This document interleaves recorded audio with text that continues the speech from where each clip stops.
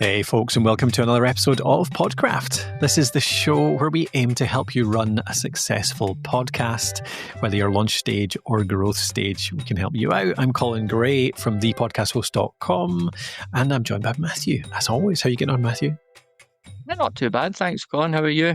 Yeah, good, thanks. Not too bad. It's nice and sunny outside for a change in the Scottish winter, so feeling sunny.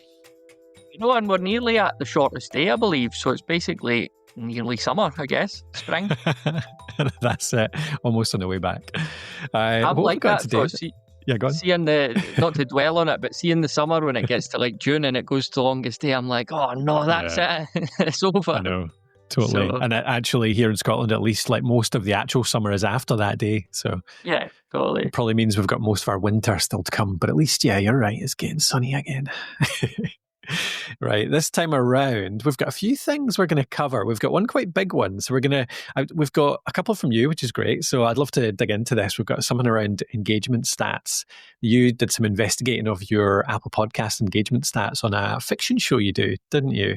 So we're going to dig into that and what non-fiction shows can maybe learn from the engagement you're seeing on your fiction shows and the kind of narrative involved there.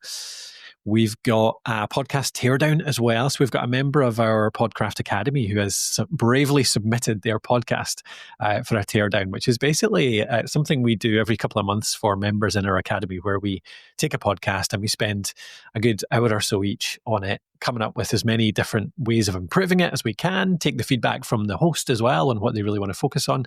So we're going to really dig into that, how you would improve this particular podcast. And there's tons in there, I think, which is repurposable, all of it repurposable for any podcast. So if you're listening out there, hopefully we've got a ton of suggestions in there around what to think about and improving your own podcast, both from how it's all set up, the titles, the names, the episodes, right through to a bunch of growth tactics as well.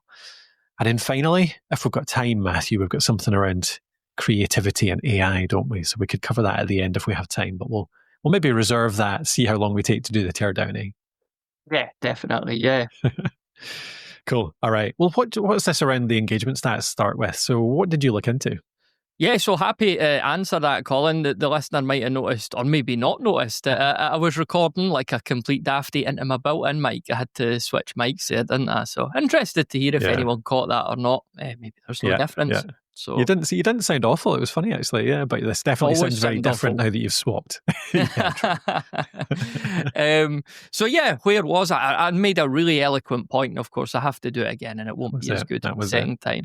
So yeah, I mean the download stat in podcasting has always been a wee bit controversial. Like it doesn't tell us the full story, does it? Like, you could download a bunch of podcast episodes, and it doesn't prove that you've listened to any of them.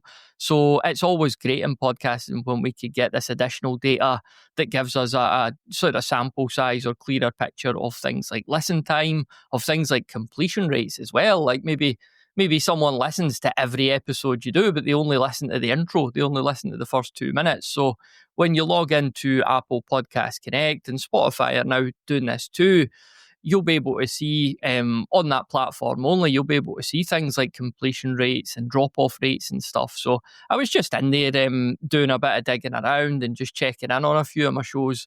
And I noticed it. So I've got like 2 examples here. I've got a non-fiction show, which is about the tabletop miniature hobby. And I've got a fiction podcast as well, a narrative fiction podcast, an audio drama.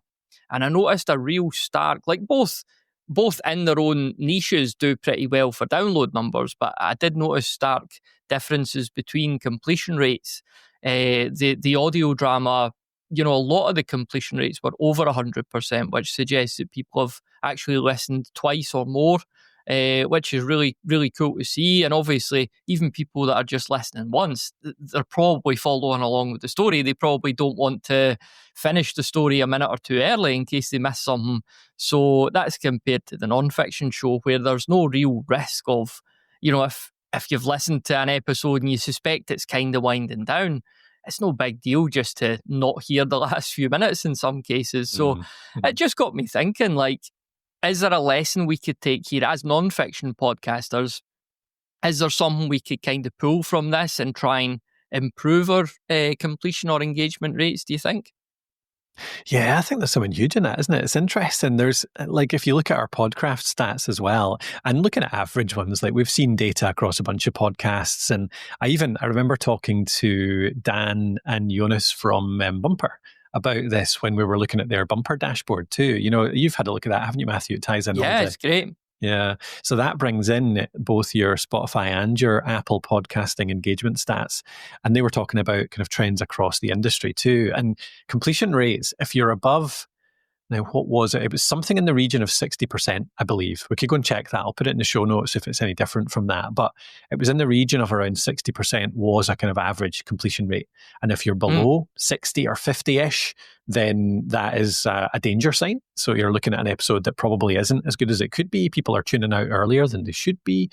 But if you're over 60 to 70, then you've got a really highly performing episode, really nicely. So it's nothing to worry about if you see, going by these numbers, nothing to worry about if you see that people are sometimes tuning out at 66%. So if the completion rate is 66%, then people are kind of on average listening to 2/3. That's actually decent. That's like kind of average. So it's nothing to worry about if it's around that rate. It just accounts for people like often being busy, isn't it? And not actually completing episodes, not through the fault of your content, isn't it, Matthew? It's like that just happens generally as well. Yeah, totally. And I think it just jarred me because I was used to, like, I've had the fiction podcast longer, and I was used to seeing completion rates of like over 100%. And at any time they dropped to like the low 90s, I was like, oh no, like that must have been a bad episode. Yeah. Whereas like my non-fiction show, I'm seeing as low as like the low 60s. Up to maybe 80, and I was thinking, well, that's terrible. But yeah, you're right. Like, you've got to look at the big picture average here, and not take that data too personal. Aye, absolutely. But it's probably a good point you just made there around it being quite show specific.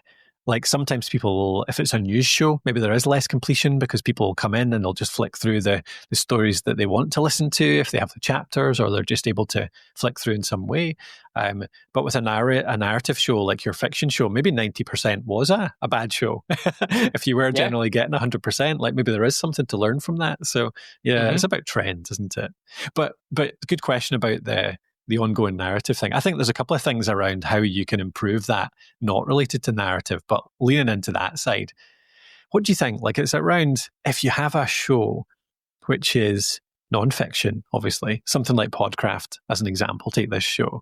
Like, how would you build a narrative? I think there's no question if you can build a narrative that keeps people going through, then that is going to improve engagement rates, isn't it? And there's something around, like, narratives tend to function on, curiosity and open loops, don't they? Like you introduce something that is an open loop, which is something that induces a bit of curiosity, or like, oh, I need to see how this part ends. It's a question, it's a mystery, it's a something like that. Is that something you think you can apply to like non-fiction shows? Definitely. That was kind of the lines I was thinking as well, because if we look at fiction, if we look at TV shows, I guess everyone will have experience watching a TV show, and you'll always notice, like, you maybe get one loop closed for every 3 new loops to open, and it's an endless cycle of discovery, or you want to discover what happens. So yeah, I think when we look at narrative over the piece for a non-fiction show, it's about you could do these kind of long arc case studies that have stories behind them, ongoing segments and stuff like that we've talked about recently. Like, that gives a sense of continuity. Maybe it's just your personal story, your personal arc throughout, whether it's a season or whether you just podcast every single week. But maybe you're building something, you're documenting it, you're achieving something, and the listener is keen to follow on with that and not miss any. Does that kind of align with your thoughts there? Yeah, definitely. And it kind of ties into interview shows really nicely, doesn't it? Because you can bring out the story. It's how a good interview show runs, really, is telling the story of this person's experience that you're interviewing, isn't it? It's not just saying, so how did you do this? And what did you do here? And, just kind of digging into the info. It's like, it's digging into the feelings and the experiences and the real true story behind it. So there's something, that's a big part of the skill of interviewing, isn't it? Being able to pull out the story rather than just the facts. and teasing them as well. I think that's a huge part of it. Like there's all the kind of basic stuff around, your intro has a huge effect on this. If your intro is too long, if your intro is too vague, if you don't in your introduction like get through the podcast intro and get straight into the episode intro, like at the start of this episode as an example, we're doing this with our narrative, with our conversational ones here. Like I'm making sure to say exactly what is on this episode. That is the basics of a narrative, isn't it? It's like giving them a bit of scaffolding and saying, here's what's coming. Here's the story of this episode. 3 different parts. Here's a little bit about each of them, teasing it a little bit, opening a bit of curiosity. And that's a big part of it. So I think that intro has a huge part of it, but sort of setting the stage for that story is a big thing. And I think that probably counts even more for interviews, doesn't it? Like being able to kind of give a little bit of a teaser around what this person's life story looks like, and then digging in with a question right at the start that just starts that story with a bang, introduces that curiosity, doesn't it? Yeah, totally. And that's like really good points you're making about the engagement and completion rates of individual episodes. And what I'm kind of thinking about, like, alongside that is like, how do we take people from one episode to the next and keep them going through all the episodes? How do we build that thread from one to the next? And something that, we've not talked about this for a wee while, but we've talked about it extensively in the past is the themed season in podcasting, isn't it? Like if you could build a specific season like we've done on the past, we've had the monetization season, we've had the equipment season, and so on and so forth. So there's a story to tell there, isn't there? Like you're starting at the start, you're laying out what you're going to do, and then they're following along with each step. Absolutely. Yeah, totally. That's a really good point. Like an example being like our launch season. So we've got 10 episodes, which are 10 steps to launching your podcast. And that is a constant narrative, a constant ongoing, predictable narrative through all 10 episodes, because you're going from the first step to the second step to the third step. And each episode builds on the last. Each episode leads on from the last. And like, yeah, I love to see that when people are doing that in a podcast. I think you can do that with just about any show. Take a topic, break it down into 5, 8, 10 episodes, and there's your season. And there's suddenly a narrative going from episode to episode that really drags people through every single episode, so they come back for more every single time. So much more loyalty, so much more retention throughout that full season, because that constant narrative is always going, isn't it? One of the things I noticed in my stats and my completion stats was that there was a certain type of episode, and I've talked about this a wee bit in the past. Like I've been for a couple of years now doing a question of the month episode. So I've been using SpeakPipe, and initially I was just asking a different question every month, and the listeners were sending in their voice clips, and it was really good. But I didn't necessarily run out of questions, but they got more and more elaborate, and I decided to simplify it. So one thing my listeners all have in common is they're all kind of working on stuff. They're all either buying stuff or building stuff or painting stuff or preparing for a certain game. So I switched it up and I said, okay, at the end of each month, all I want from you is some accountability updates. Like give me your hobby updates this month. What have you been up to? And what I've noticed is that these episodes are really doing well. And I've got a lot of feedback as well from people saying that I'm just enjoying, Fred's updates on Frostgrave. I'm doing the same thing myself. And it's been great to like just get motivated by hearing someone else doing similar things. So I've noticed again that there's an ongoing story there, isn't there? I love that. Yeah, absolutely. You're kind of borrowing story, you're borrowing narrative from your listeners and actually empowering them to share it. And obviously that kind of creates loyalty with them because you're sharing their story. But you've got peers who are enjoying a kind of peer level bit of content as opposed to listening to you as the sage. I know you're not the sage on the stage, but you know what I mean? Like the host is kind of of course, the expert. But yeah, love that. That's a really interesting way to get a narrative, just little updates that you get on a regular basis that come in. That's great. So any more to say on that, or do you think we've kind of given the listener enough wee pointers? I think, yeah, there's so much more goes into this. I think the intros is a huge part of it, but that's not really what we're digging into here. But if you're out there listening and you're interested in improving your intro as well to make it more snappy, more retention full, then I've got a full video on this actually. So I'll put that in the show notes. It's over on YouTube and it's about how to create the perfect podcast intro in under 60 seconds to give a good intro to your episode, but also the podcast itself and fit it all in. There's a structure and a template there for people if they want to go and check it out. But yeah, I'll put that in the show notes. Magic. All right. Right. Shall we go to the feedback then? So I really enjoy these actually. The teardown. So we do something called a health check more openly, but within the academy, within our community, we do these teardowns on a more public basis where people volunteer themselves and we create some good content around it and they submit some questions. So this is from the hosts of the podcast Then and Now. So their podcast is all about history and policy, how history guides policy, or how to explain current political policy through history. So the host tells me, we'd really like to have a larger audience, reach more folks. We've seen a drop in downloads and listeners over the past year and a half, despite having pretty good continuity in format and topics. They've dropped a decent number here, but we can get into that in a sec. The main goal is to rejuvenate the show, make it easier to find, and reach a broader audience. Feedback indicates that people are really interested in how history impacts modern politics, so they think they can reach a bigger audience. So I think first thing to say there, Matthew, we've got the listener numbers here. We won't share them publicly in the show, but there's a decent wee drop in listener numbers there. But I think, tell me what you think, Matthew, but I think the numbers are great for this niche. I think we could get them up a good chunk. I think we could make this much more broadly appealing. So you could definitely look to increase those numbers. But that drop that you see in the last year and a half, and anyone out there listening might be relieved to hear, it's actually a pretty normal thing, isn't it? Because podcast measurement has changed a lot in the last couple of years. And most shows have seen a decline in standard listening numbers, mostly through a way that we've tightened up how we measure downloads, actually. There's all sorts of ways that you can get almost spam downloads or almost fake downloads that were never listened to, that kind of stuff. And there's new kind of evolving standards around how we measure them. So a lot of these drops in audience are actually down to that, aren't they, Matthew? Yeah, exactly. Yeah, I mean, it's been a tumultuous time, and I don't use big words like that often, but the last couple of years, we have seen a lot of flux around downloads and measurements and what counts as a download. And this coincidentally ties into what we talked about at the start, that, you know, download numbers, it's a great data point to have, but try not to make them the whole story. So I'd encourage the podcaster here to, you know, use things like their Apple Podcast Analytics and Spotify. And again, you're not going to get the full story, but you can build a pretty decent picture. We've talked about the bumper dashboard as well, if that was on the cards for them to use that. We could go beyond simple download numbers, and you might actually see, although like the download numbers might have gone down, maybe your engagement and your completion rates and your listen time seems to actually be going up.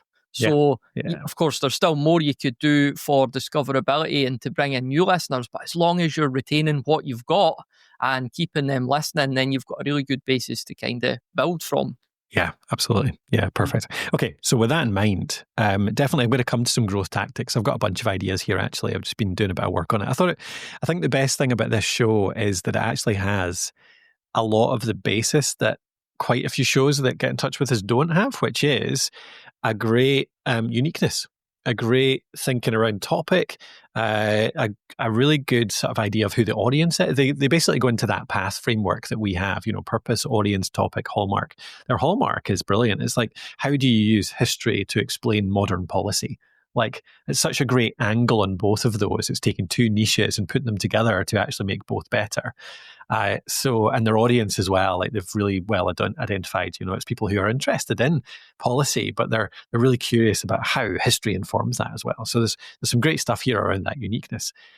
The name is the thing that Rose here has mentioned. So it started with Then and Now, and they are changing the name. This is actually something that we discussed in the Academy recently, so they're going ahead with this after a discussion we had around this. And they're changing it to, so from Then and Now, they're changing it to Putting the Past to Work, the history policy podcast at UCLA. And I think this will be a big boon in terms of discoverability, because if you search Then and Now in any podcasting app right now, Matthew, there's like a zillion. They're all over the place. And it doesn't really tell you much about the topic either, does it? But I think you had some thoughts in the name too. What do you think of it? Yeah, I mean, like you're saying, yeah, Then and Now, I think, you know, the folks at the podcast themselves were sold on changing that. And this is a good move for them. So, yeah, I've got a couple of thoughts on that. So I think our proposed new title at the moment is Putting the Past to Work, the History Policy Podcast at UCLA. If I was keeping that verbatim, I would just maybe swap it around to the UCLA History Policy Podcast and then, dash Putting the Past to Work. But I still feel that's a little clunky. I guess my first thought is, does UCLA have to be in the title? Because it kind of confuses me. Does it suggest to me almost that I need to be going to UCLA or working there to be interested? Like, does that mean I'm the target audience only if I'm there? And because I'm slightly confused on that, I wonder if other people maybe just don't think that's relevant to them. Any thoughts there? Yeah, I agree. It's funny, actually, I had that same note about swapping them around just for the search. Basically, the full clarity. Like, I think Putting the Past to Work is a lot better than Then and Now, because it does suggest the topic, but it's still not that explanatory. So having the History Policy Podcast first tagline, Putting the Past to Work, is great. I think you're right, though, on that. There's cachet, there's credibility to having UCLA in there somewhere, but maybe it's more like the History Policy Podcast, Putting the Past to Work from UCLA or something like that. Maybe if you do want to still have the brand in there, but it's from UCLA or by UCLA rather than, I think you're absolutely right, the UCLA History Policy Podcast does suggest it could be for the students, it could be for the staff. So that's a good point. And you've got your author tag. I mean, that's a great place to have something like that. This is the company or the organisation or the person. And that is just as searchable in every single app than your podcast name as well. So you're not going to lose out on SEO by swapping that around. Yeah, definitely. Yeah, cool. The other thought I had around it was, what do you think of this? Do you think, so the History Policy Podcast, policy, it obviously is really explanatory, but policy feels like quite a dry word to me. And the host mentioned the fact they want to make it more broadly appealing, make it a broader audience. Policy doesn't feel like a broad word to me. I wonder, what do you think? Yeah, no, it is it's not a word that like gets the juices flowing, is it? I mean, maybe for some people, but I wonder if there's a way just to reframe that and make it, I know you don't want to ham it up too much, but just make it a bit more compelling.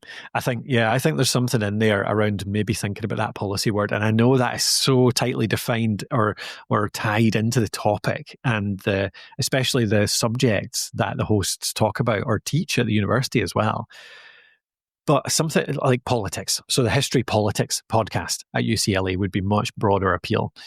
We know that through, there's tons of politics shows that do really well, and this is putting the history slant on it, which is brilliant for uniqueness. So maybe just the History Politics Podcast, if that still aligns well enough with what you talk about, obviously, on the show. There's maybe even something around explaining politics through history. Or there's the Applied History Podcast was something that occurred to me. Like it's applying history to the modern world. So is there something around applied history? I'm not sure if that's a term. Public affairs is another term around that. The History Public Affairs Podcast. So there's something around those topics. So I would encourage. It does depend on the angle. Maybe policy is really the best word for it because there's really different elements to policy than politics more widely, but I think that's worth thinking about just to see if it's possible to sort of simplify that slightly. All right, what we dig into next, Matthew? What do you fancy? So I had some notes on the latest episode and some stuff around episode titles as well, which is obviously very important. Yeah, perfect. Let's do that. To get into that. Yeah, jump into that. Go for it. Yeah, so I did take the opportunity just to flick through a couple of recent episodes. So I had some thoughts here as well. I noticed there was a few of them titled special episode, and for the starters, I would move that disclaimer to the end of the episode. You don't want somebody to be looking through your list of episodes and just see like special episode and then a title starts and gets cut off. So the end of the title rather than the episode. Yeah, perfect. Exactly. Yeah. So you maybe have your proper title, bonus ep or something just at the very end there if you still want to signpost that. And I noticed what these sounded like, which is a really good addition to the podcast, is it sounded like live recorded lectures. But the issue for me was it just literally cut in to the speaker like starting to talk and there was no context. So I know you get some context in the title, but I would just bang on a little intro. This is a chat from last week's summit and we, such and such spoke on this topic. So just give a little context there, just 30 seconds to set the scene for the listener. Again, that will help you with retention. Just let them know what's coming, what they could expect. Talking about episode intros earlier on, for sure. That's like the core place where you introduce it, you raise that curiosity, you get the juices flowing for listening to the whole thing, for sure. Yep. On the sort of last or most recent sort of standard episode, if you like, I thought that was a really good 30-second intro about what the podcast is and what it does. So I think you're bang on there in the way that you open the episode. I just noticed that when the presenter transitioned to the interview, this is a little sort of tip from radio, but if I was about to interview you, Colin. Mm-hmm. And I was recording my own intro and I was saying, I've got Colin on, he's done this, he's done that. Let's cut now to an intro from Colin.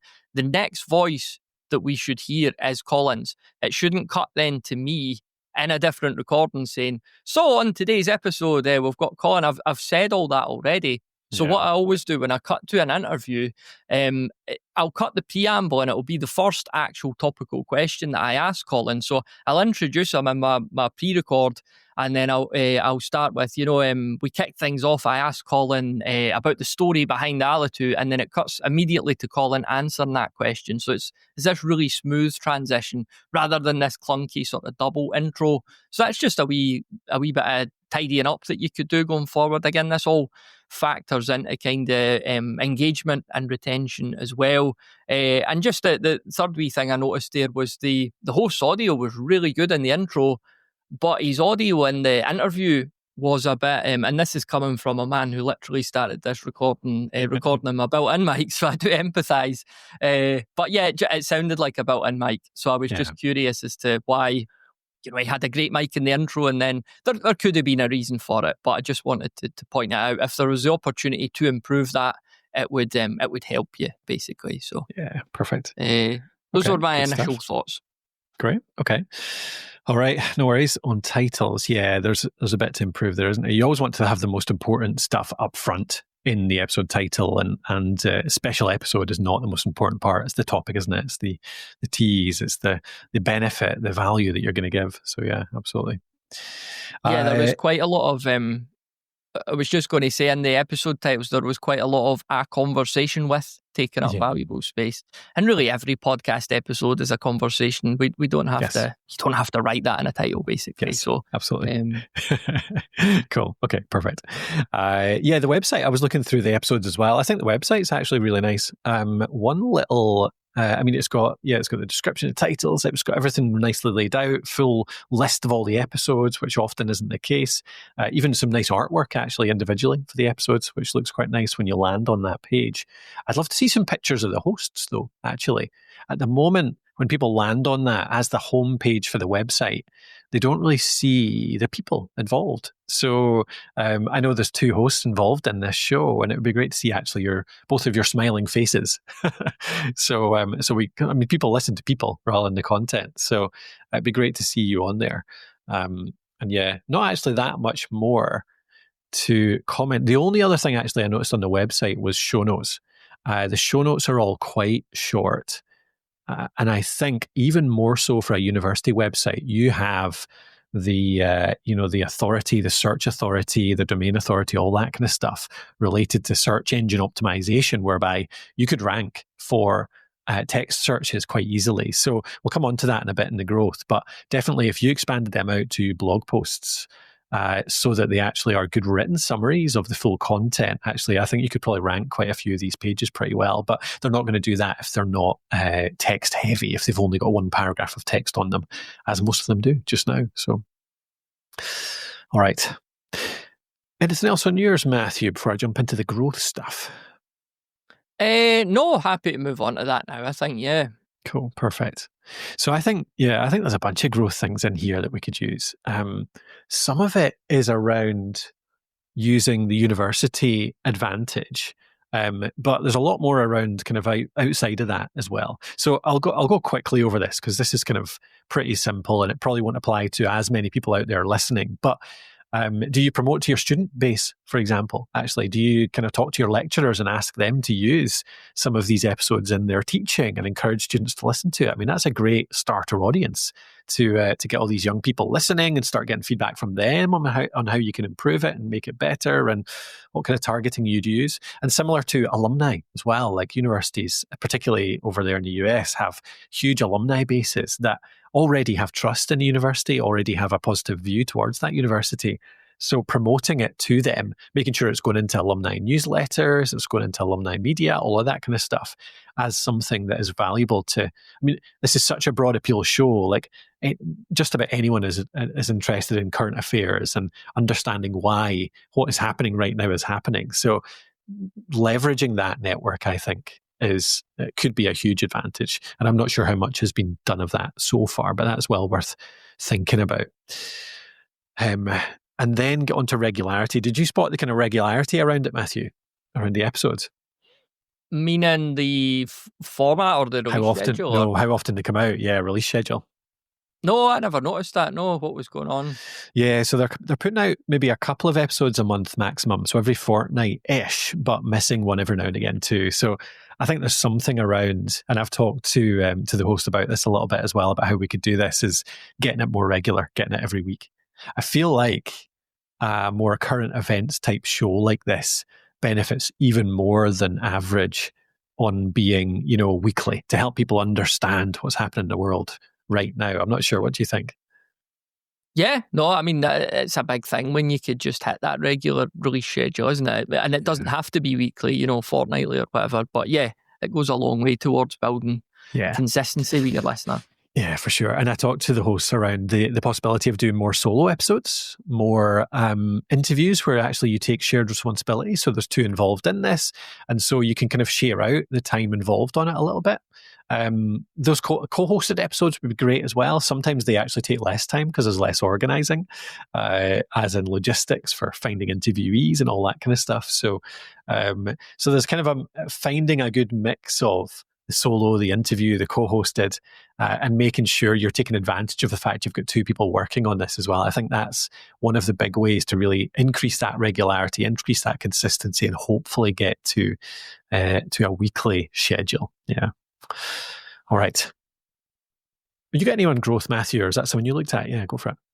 Yeah, I had one more kind of angle in relation to growth. This is an area that almost all podcasters, myself included, tend to overlook, but it's just the strength and power of your back catalogue. So you've obviously recorded a lot of really good conversations there. And, as podcasters, we tend to look forward to the next episode and creating the next thing and putting it out there. But we've got all this content sitting. So is there more you could do with that to, increase your listenership, increase your output, whether that is just republishing a quote-unquote classic episode, I do that myself these days once a month, or just like building your calls to action or having some dynamic ads in to spotlight a particular episode. Like, if you're enjoying this conversation, we also had this chat recently with such and such, and it's just a little call to action there. You'll find the episode in the feed.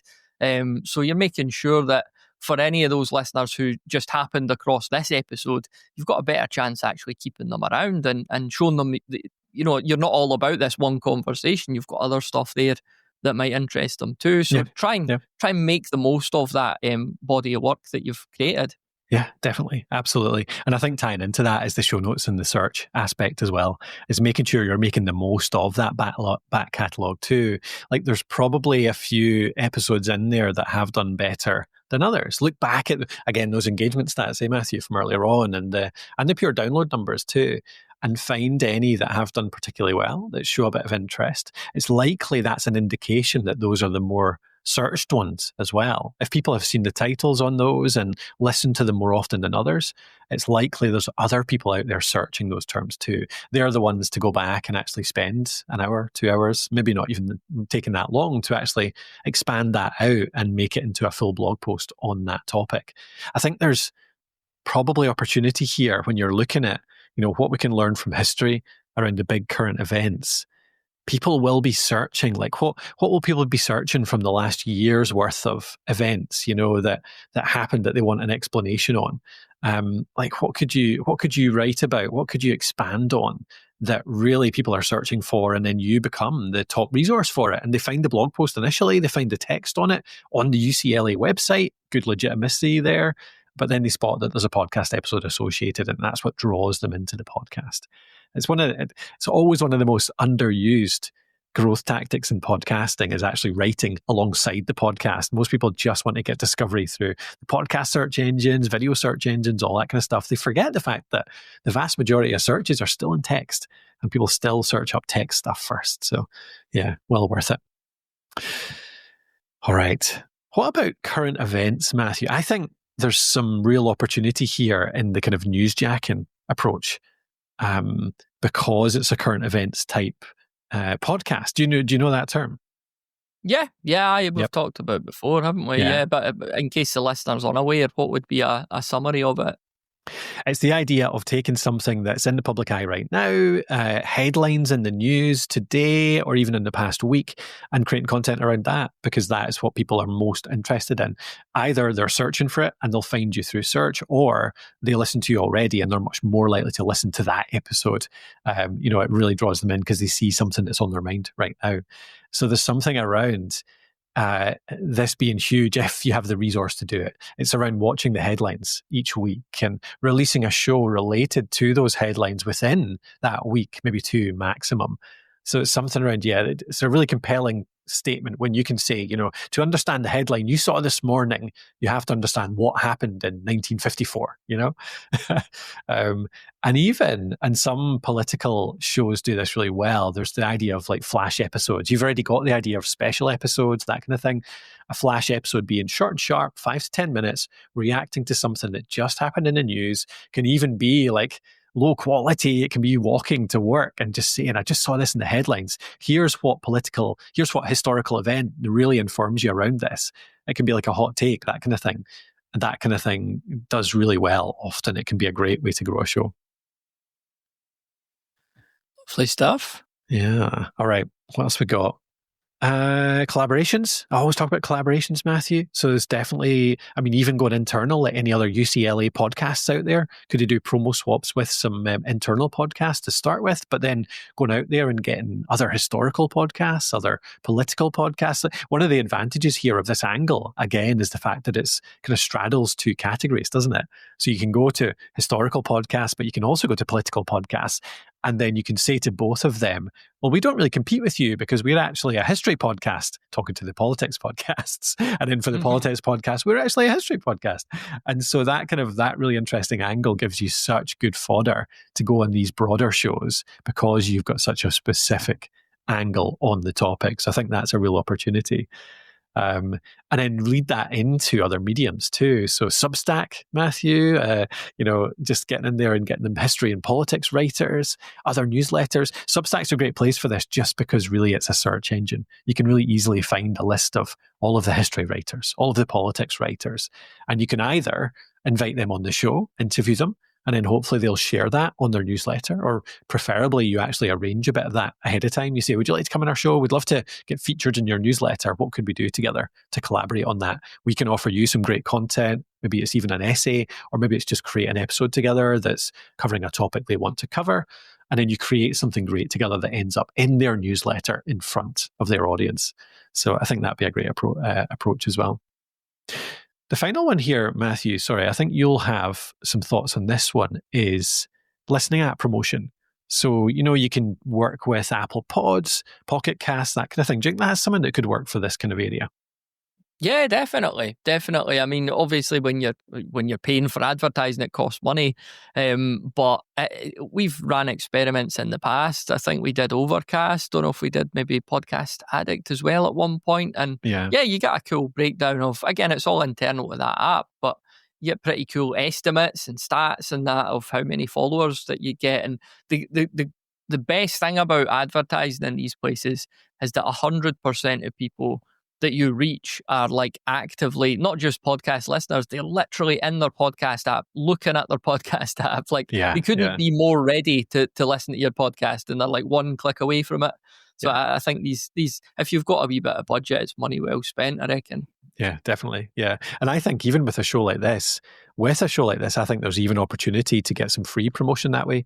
You know, you can apply to be featured on Apple, particularly. They've got a form. We'll put a link to that in the show notes too, where you can get in touch and say, we've got a big event coming up, or we've got an episode that's really relevant to something that's coming up. So like elections, political events, even those kind of newsjacking type episodes, if it's something that's ongoing for a few weeks, if you can create an episode that ties into the current zeitgeist and then get in touch and say, we've got something that's worth featuring right now.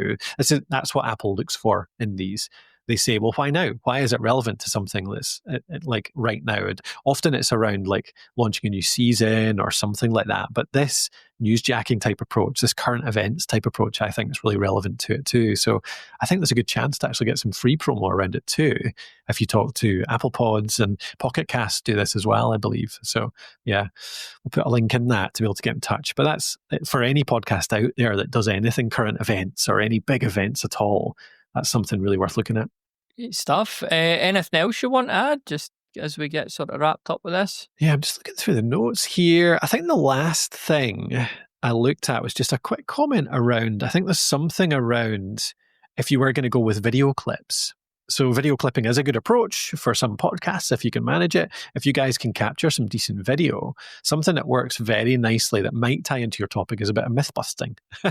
So there's a lot of myths going around, or a lot of claims and everything going around in the world of politics and policy and all that kind of stuff.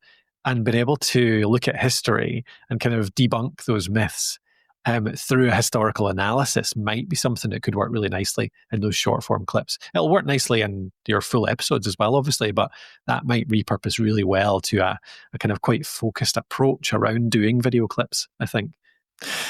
All right, but I think that's it. Yeah, so that's all the growth stuff that I'd put down, certainly from a first look through it. So yeah, hopefully there's a few things. I think certainly if you pick up a few of them, choose one or two to start with, and then kind of gradually do some more over time. I think there's a bunch in there that could really start that snowball growing in terms of the listener growth. Certainly the internal stuff to start with, like looking at your own students and alumni, and then start to work outward from there. I think that's a really good approach. Yeah, just remember as well that the scale framework, so like this all falls under the scale framework, like S for syndication, C for communities and collaboration, which we got into, A for advertising, which we got into, L for live and personal, give you some other options, and email and engagement. I could never say that last one. So yeah, you'll find all that at thepodcasthost.com/promote. You'll find a full guide there to how you could grow your audience. So. Perfect. Okay, sounds good. All right, thank you for listening out there. Hope that was useful. If you want to do something like this yourself, obviously we do this for members inside the Podcraft Academy. If you go over to thepodcasthost.com/academy, you'll see all the details there around joining up and what we offer and ways we can help you grow your show. And it also includes access to Alitu as well. Alitu is our podcast maker app, which is making editing easy for 7 or 8 years now. Includes all the editing tools you need to put your show together, cut out mistakes, cut out your ums and ahs automatically, audio cleanup, and it includes call recording and podcast hosting too. So it's the only tool you need, but you can integrate it with any other tools as well. If you just want to do editing, which is really our core thing, how to make editing easier, you can find that over at alitu.com. That's ALITU.com. All right, good stuff. Thanks, Matthew. That was good fun. Yeah, thank you. And to bring the episode full circle, I'm going to give a teaser for next week because, Colin, I want to ask you about, as creatives, when we come up with ideas, are we too quick these days to take these ideas to ChatGPT or Claude and just get a bunch of feedback straight away? I'm really noticing this myself, and I'm quite concerned about it. So I'd like to discuss that with you next week. Yeah, definitely. Yeah, I think there's something around maybe abdicating our kind of initial creative thinking, isn't there? So yeah, let's have a think through that. Okay, cool. That'll be for next week. All right, thank you out there for listening. Hope you got something great from this episode to grow your own show. We'll talk to you next time. Cheerio.